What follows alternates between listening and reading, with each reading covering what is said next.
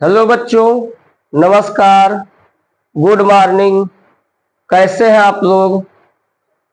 आशा करते हैं आप लोग बहुत अच्छे होंगे और लगातार अपने पढ़ाई में व्यस्त होंगे, मेहनत से पढ़ाई कर रहे होंगे। देखेंगे, हमारे कहने का मतलब कि एक संस्कृत में है, स्वदेशे पूजते राजा, विद्वान सर्वत्र पूजते। राजा की पूजा अपने ही केवल राज्य में होती है, जबकि विद्वान की पूजा सर्वत्र सभी जगह पूजा होती है। क्या आइंस्टीन, न्यूटन जैसे महान साइंटिस्ट ये क्या हमारे राज्य के हैं?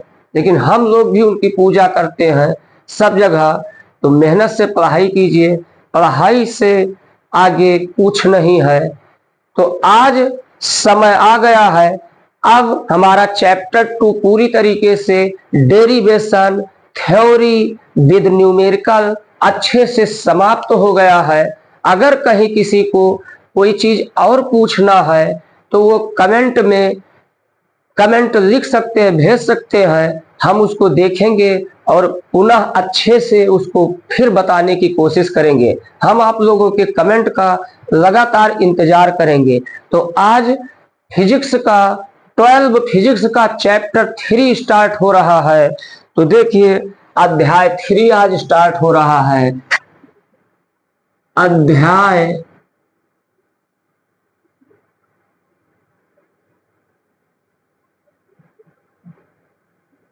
3। तो आज बच्चों अध्याय 3 स्टार्ट हो रहा है। अध्याय 3 में फर्स्ट टॉपिक क्या है? वैद्युत विभव।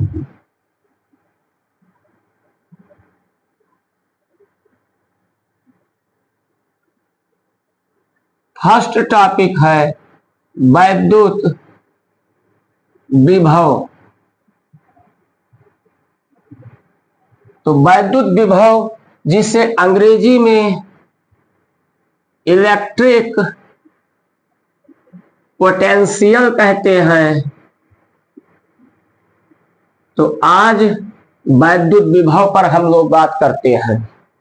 एक बात हम बच्चों बता देना चाहते हैं कि हम बार बार कहते हैं कि हमें किसी बुक, किसी किताब, गूगल, किसी का गुलाम नहीं बनना है।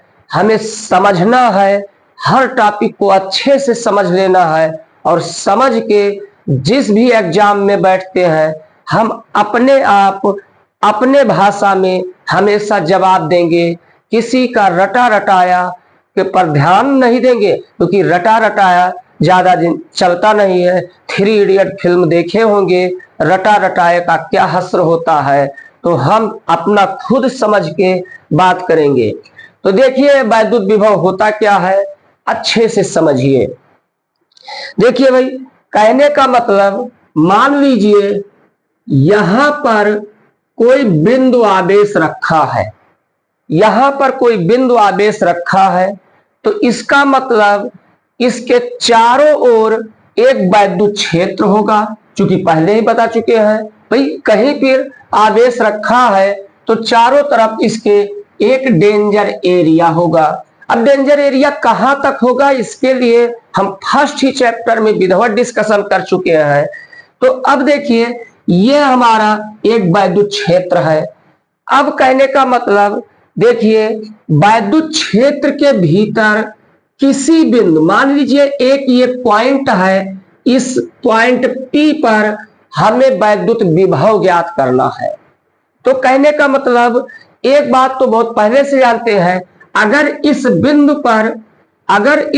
पर हमें वैद्युत विभव ज्ञात करना है, तो एक बात पहले अभी पिछले चैप्टर या पीछे सब क्या पढ़ चुके हैं, इस बिंदु पर हमें वैद्युत क्षेत्र की तीव्रता ज्ञात करनी रहती थी। तो वैद्युत क्षेत्र की तीव्रता ज्ञात करने के लिए भाई एक बात जानते हैं कि यहां पर कोई अगर धन परीक्षण आवेश रख दिया जाए तो ये आवेश उसको क्या करेगा, प्रतिकर्षित करेगा। तो वैद्युत क्षेत्र की दिशा इस दिशा में होगी।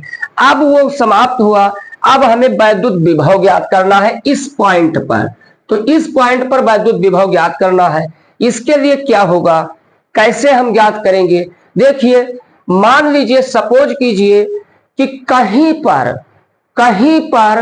कहने का मतलब अनंत पर, अनंत का मतलब अनंत पर विभव शून्य होता है। मान लीजिए कहीं अनंत पर, ये मान लीजिए अनंत पर कहीं पर कोई धन परीक्षण आवेश क्यू नॉट रखा है। मान लीजिए वो धन परीक्षण आवेश जो क्यू नॉट है वो कहां रखा है, अनंत पर रखा है।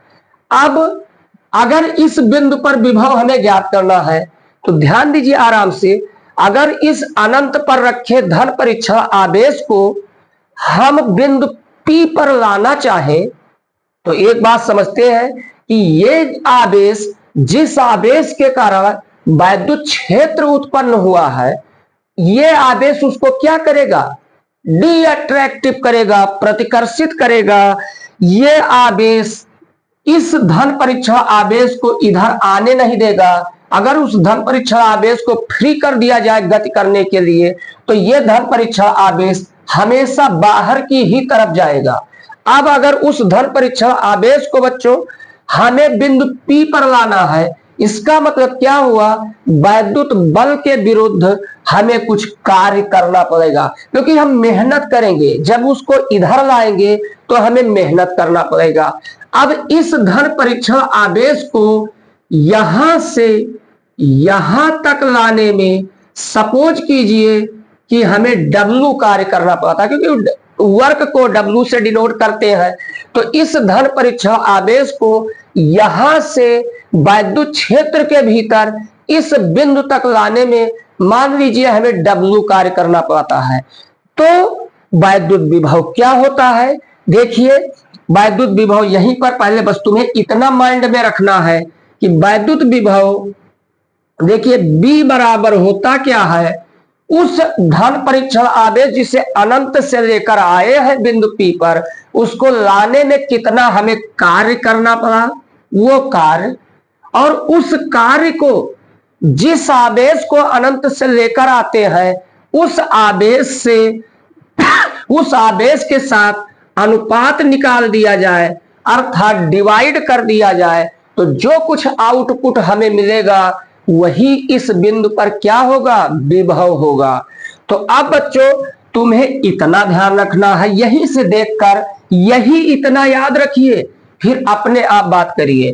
भाई इसमें क्या है, हम यही कहेंगे कि यदि किसी धन परीक्षण आवेश क्यू नॉट को, यदि किसी धन परीक्षण आवेश, ये देखिए, यदि किसी धन परीक्षण आवेश क्यू नॉट को अनंत से, कहां से, अनंत से, ध्यान रखिए जहां पर वैद्युत विभव शून्य होता है, यदि किसी धन परीक्षण आवेश क्यू नॉट को अनंत से वैद्युत क्षेत्र के भीतर किसी बिंदु तक लाने में कितना कार्य करना पड़ता हो, W कार्य करना पड़ता हो, तो अनुपात W अपान क्यू नॉट को उस बिंदु पर वैद्युत विभव कहते हैं। भाई हमने क्या किया, हम कुछ किताब का नहीं रटे, हम ये याद है भाई विभव क्या हुआ कि जो कार्य करना पड़ा और जिसे हम लेकर अनंत से लाए, यहां तक लाए हैं, दोनों के अनुपात ही किसके बराबर है, वैद्युत विभव के बराबर है। तो हम परिभाषा कह सकते हैं, देखिए हम लिखते हैं इसकी परिभाषा, इसको यहां पर भाई जैसे कहा गया वैसे ही हम यही कहेंगे कि यदि किसी धन परीक्षण, अब देखेंगे इसको हम हटा देते हैं, यदि किसी धन परीक्षण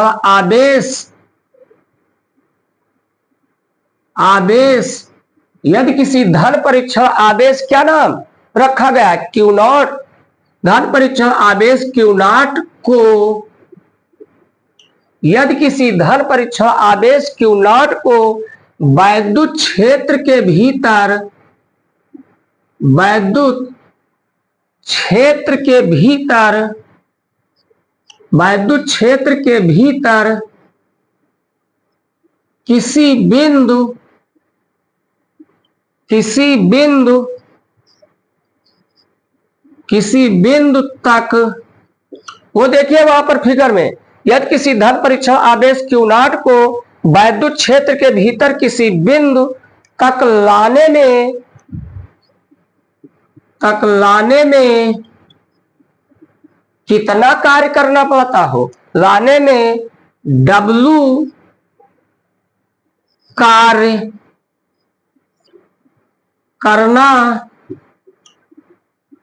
करना पड़ता हो तो क्या बच्चों अभी बताया गया, तो क्या यही बताया गया कि इस बिंदु पर विभव क्या होगा, कार्य और जिससे लेकर आए हैं उसके अनुपात के बराबर होगा। तो कार्य करना पड़ता हो तो अनुपात कौन सा अनुपात W अपान Q नॉट को उस बिंदु का विभव कहते हैं, या उस बिंदु, हाँ ठीक है, उस बिंदु का विभव कहते हैं। बच्चों बताओ क्या दिक्कत है यहां तक? भाई जिसे हम किसी धन परीक्षण आवेश Q नॉट को जहां अनंत से जहां से लेकर आते हैं, लाने में हमें कुछ कार्य करना पड़ेगा। कहने का मतलब ये बात बच्चों पहले से जानिए, कुछ परिस्थितियों में कार्य करना पड़ता है और कुछ परिस्थितियों में कार्य अपने आप हो जाता है। अब कहिए ये कैसे हो जाता है? भाई जैसे अभी आपसे कह दिया जाए कि किसी पेड़ पर चढ़ जाइए, तो पेड़ पर चढ़ने में तुम्हें कार्य करना पड़ेगा, क्योंकि गुरुत्वाकर्षण के विरुद्ध ऊपर जाओगे तो तुम्हें मेहनत करना पड़ेगा। तो पेड़ पर चढ़ने में तो तुम्हें कार्य करना पड़ेगा, और जब पेड़ के चोटी पर पहुंच जाओ वहीं पर अपना हाथ पैर ढीला कर दो, तुरंत भर से कार्य अपने आप हो जाएगा। कहने मतलब जाने में तो तुम्हें मेहनत करना पड़ा, लेकिन वहां से आने में सेकंड नहीं लगेगा, वहीं से हाथ पैर ढीला कर दो, कार्य अपने आप हो जाएगा, कार्य करना ही नहीं पड़ेगा। तो खुद समझिए कि कुछ परिस्थितियों में तो कार्य करना पड़ता है, लेकिन कुछ परिस्थितियों में कार्य अपने आप हो जाता है। इस धन परीक्षण आवेश को अगर बाहर ले जाए तो कार्य अपने आप हो जाएगा, करना नहीं पड़ेगा, लेकिन जब अंदर आएंगे तो कार्य करना पड़ेगा। तो ये बच्चों समझ गए होंगे। अब हम अर्थात क्या कह देते हैं, अर्थात वैद्युत विभव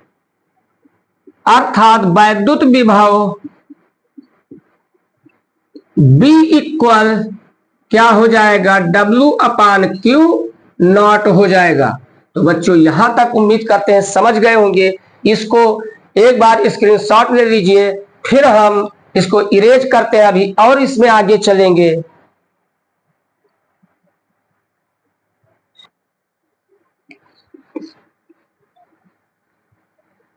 अब देखेंगे, कहने का मतलब ये तो हम लोग जो बात किए हैं वो सिंपल लैंग्वेज में बात किए हैं। हल्का सा स्टैंडर्ड लैंग्वेज में डेफिनेशन अगर जाएं तो देखिए क्या हो सकता है। यहां पर ध्यान दीजिए, अब स्टैंडर्ड लैंग्वेज में हम बुक के आसपास जाएं या किसी के गुलाम बनकर चलें तो देखिए विभव बराबर क्या हम लोग बता चुके हैं, वर्क अपान Q नॉट, यही तो आ चुका है। अब देखिए बच्चों, भाई हुआ क्या, धन परीक्षण आवेश को अनंत से लाने में किया गया कार्य और उस धन परीक्षण के आवेश के अनुपात को उस बिंदु पर वैद्युत विभव कहते हैं। अब देखिए यदि ये धन परीक्षण आवेश जिसे हम लेकर अनंत से आए हैं इसका मान हो जाए 1 कूलाम, अर्थात ये एकांक हो जाए,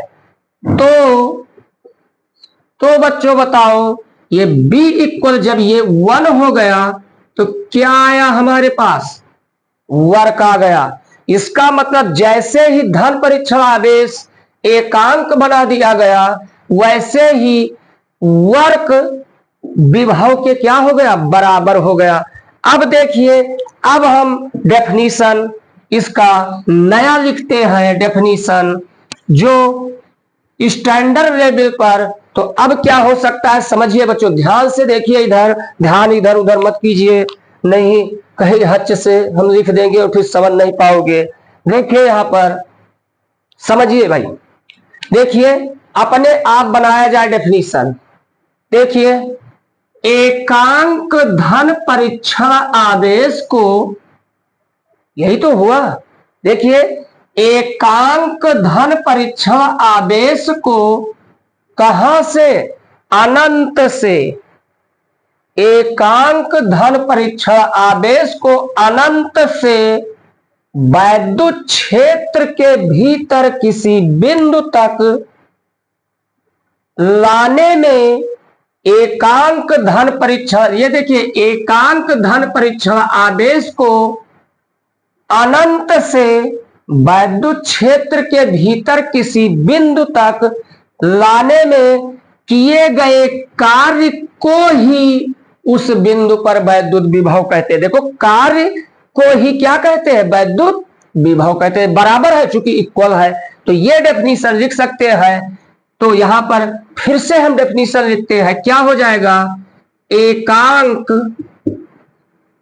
मतलब देखिए क्या हो गया, एकांक हो गया, एकांक धन परीक्षण आदेश, एकांक धन परीक्षण आदेश को कहां से, ये ध्यान रखना है, एकांक धन परीक्षण आदेश को अनंत से, कहां से, अनंत से वैद्युत क्षेत्र, वैद्युत क्षेत्र के भीतर, वैद्युत क्षेत्र के भीतर कहां, किसी बिंदु तक, किसी बिंदु, वैद्युत क्षेत्र के भीतर एकांक धन परीक्षण आदेश को वैद्युत क्षेत्र के भीतर किसी बिंदु तक लाने में क्या, किए गए कार्य को, किए गए कार्य को उस बिंदु,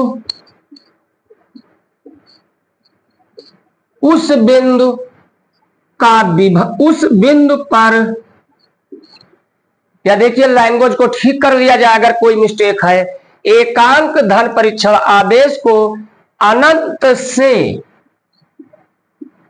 से वैद्युत क्षेत्र के भीतर किसी बिंदु तक लाने में किए गए कार्य को ही, किए गए कार्य को ही उस बिंदु, उस बिंदु का वैद्युत विभव कहते हैं, वैद्युत विभव कहते हैं। तो बच्चों ये हम नहीं कहते कि बोर्ड में आप अगर 1-2 नंबर का कहीं आता है तो इतना ज्यादा लिखें, लेकिन ट्रेंड रहे, किसी का गुलाम नहीं रहना है, जो पसंद आए वो परिभाषा लिखें, किसी का गुलाम नहीं रहना है, बस सही होना चाहिए। तो हम उम्मीद करते हैं यहां तक समझ गए होंगे। अब एक बात इसमें बहुत इंपॉर्टेंट ध्यान देना है कि ये जो वैद्युत विभव होता है, चूंकि मजेदार बात यह है कि कोई आवेश है, इसके चारों ओर एक वैद्युत क्षेत्र होगा, इस वैद्युत क्षेत्र के किसी बिंदु पर, किसी बिंदु पर जो वैद्युत बल लगता है वो भी सदिश राशि है। इस बिंदु पर जो वैद्युत क्षेत्र की तीव्रता होगी वो भी क्या है, सदिश राशि है। परंतु बच्चों ध्यान रखना है, इस बिंदु पर जो विभव होता है वो अदिश राशि है। कैसी राशि है, अदिश राशि है। तो यहां पर आगे ध्यान दीजिएगा, ये याद रखिएगा कि वैद्युत विभव, वैद्युत विभव अदिश राशि है, स्केलर क्वांटिटी अदिश राशि है, ये ध्यान रखिएगा।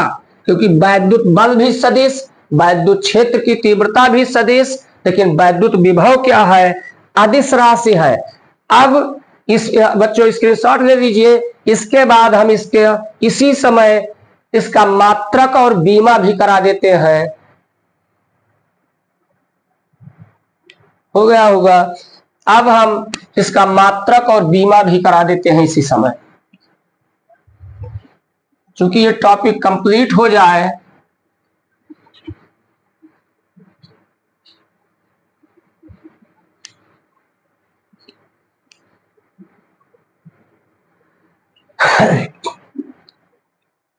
तो देखिए,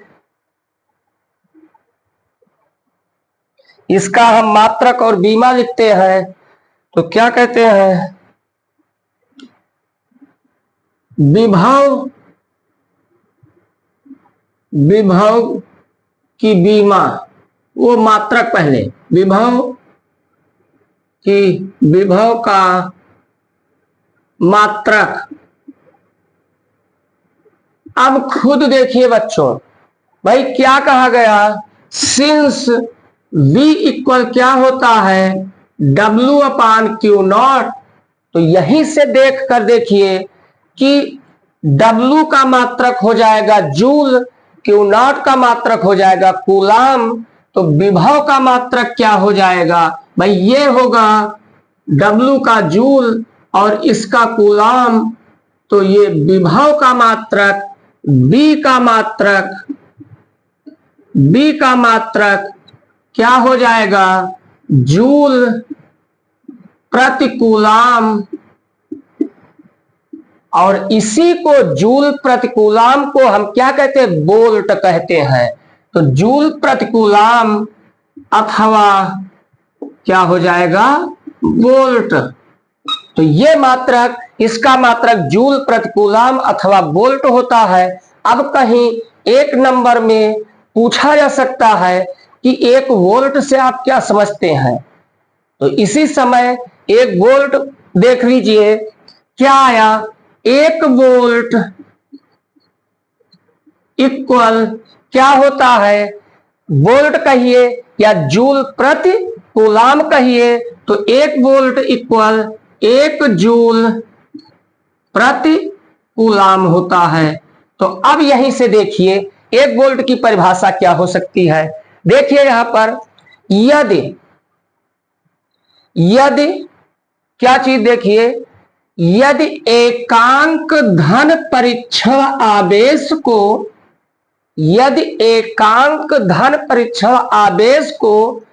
अनंत से वैद्युत क्षेत्र के भीतर किसी बिंदु तक लाने में 1 जूल कार्य करना पड़ता हो तो उसे 1 वोल्ट कहते हैं। बच्चों लिखना चाहे तो कॉपी कलम उठा लीजिए, हम बोल देते हैं। भाई कहने का मतलब बस इतना फर्क हुआ कि यदि एकांक, देखिए बोलते हैं यदि एकांक धन परीक्षण आवेश को अनंत से वैद्युत क्षेत्र के भीतर किसी बिंदु तक लाने में 1 जूल कार्य करना पाता हो तो उसे 1 वोल्ट कहते हैं। तो बच्चों उम्मीद करते हैं अच्छे से समझ गए होंगे। अब इसकी बीमा हम लिख देते हैं। तो विभव का बीमीय समीकरण देख लीजिए, कुछ नहीं है, ये भी भाई बीमा हर टॉपिक की लिखा जाता है। और कोई कहे कि हम रट के एग्जाम में लिखेंगे तो बार बार हम कहते हैं रटने वाले का हस्त्र बहुत खराब होता है। वो देख सकते हैं बहुत से एग्जाम्पल हैं। तो देखिए विभव का बीमीय समीकरण क्या होगा, ध्यान दीजिए, V की बीमा इक्वल, भाई V क्या है, अनुपात है कार्य और आवेश का। तो वर्क की बीमा अपान आवेश की बीमा, यही हो जाएगा बच्चों। उम्मीद करते हैं समझे होंगे। अब देखिए ये इक्वल क्या हो जाएगा, भाई कम से कम कुछ बीमाएं जैसे चाल है, त्वरण है, बल है, कार्य है, कम से कम इनकी बीमा रटे रहिए। ये हर जगह यूज में आ जाते हैं। तो कार्य की बीमा बच्चों सब लोग को याद होगा, एम एल स्क्वायर टी के पावर -2। ये किसकी बीमा होती है? कार्य की बीमा होती है। और आवेश की बीमा तो हम बहुत दिन से बता रहे हैं, क्योंकि धारा इक्वल क्या होता है? आवेश अपान टी। तो यहीं से आवेश इक्वल क्या हो जाएगा? धारा इंटू टी, धारा का एम्पियर, समय का टी। तो इसकी बीमा, आवेश की बीमा क्या हो जाएगी? एटी हो जाएगी। अब इसी को सीधे में लिख दें तो देखिएगा, हम लिख देते हैं, अगर हो सकता है ना नीचे दिखाई दे तो यहां पर हम इससे ऊपर चले जाते हैं। ध्यान दीजिएगा, इससे ऊपर हम यहां लिख देते हैं V की बीमा इक्वल, अब क्या हो जाएगा? M जहां है वही रहेगा, क्योंकि इसका अब यम का दोस्त इतने में कहीं नहीं है। तो यम बेचारा अकेला है, तो यम को वैसे अकेले लिख दीजिए। फिर देखिए m के बाद एल स्क्वायर, एल और कहीं है नहीं, तो ये एल स्क्वायर हो जाएगा। अब नंबर आया t का, तो ऊपर है t के पावर -2 और नीचे है t, ये t के पावर 1 है। जब ये भी ऊपर जाएगा तो t के पावर -1 होगा, और -2 -1 t के पावर ये क्या हो जाएगा बच्चों? -3 हो जाएगा। और a भी ऊपर जाएगा तो ये क्या हो जाएगा? a के पावर -1। तो ये इसकी बीमा हो गई।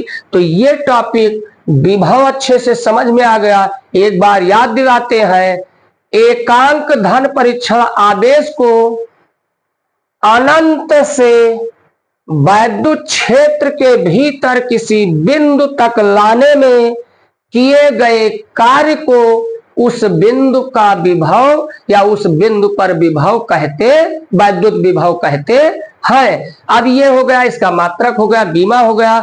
अब हम इससे आगे नेक्स्ट इसी तरीके से सरल सिंपल भाषा में फिर हम नेक्स्ट वीडियो में मिलेंगे। हमारे channel physics and maths classes bye Dubey sir को लाइक, सब्सक्राइब और शेयर कीजिए। फिर आगे नेक्स्ट वीडियो में मिलेंगे। तब तक के लिए जय हिंद, जय भारत।